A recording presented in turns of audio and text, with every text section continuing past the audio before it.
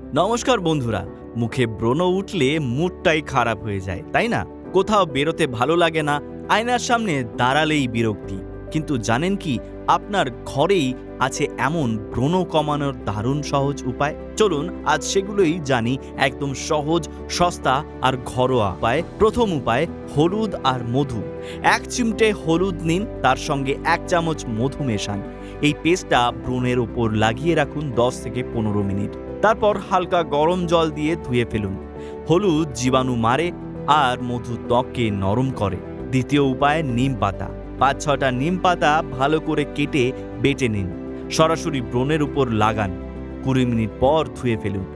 নিম মুখের তেল আর সংক্রমণ কমাতে দারুণ কাজ করে।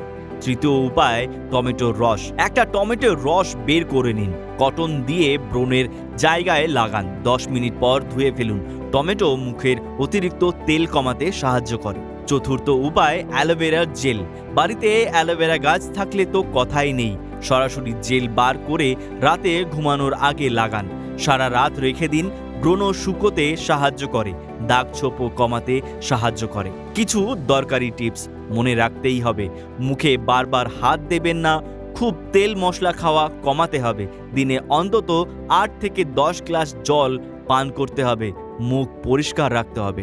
বন্ধুরা, এই ঘরোয়া উপায়গুলো নিয়ম করলে ধীরে ধীরে ব্রণ কমবেই। কিন্তু যদি খুব বেশি ব্রণ হয় বা ব্যথা করে, তাহলে অবশ্যই ডাক্তার দেখান। ভিডিওটা ভালো লাগলে লাইক করুন, শেয়ার করুন, চ্যানেলটা সাবস্ক্রাইব করতে ভুলবেন না। আর কমেন্টে জানান আপনি কোন রেমেডি ট্রাই করবেন।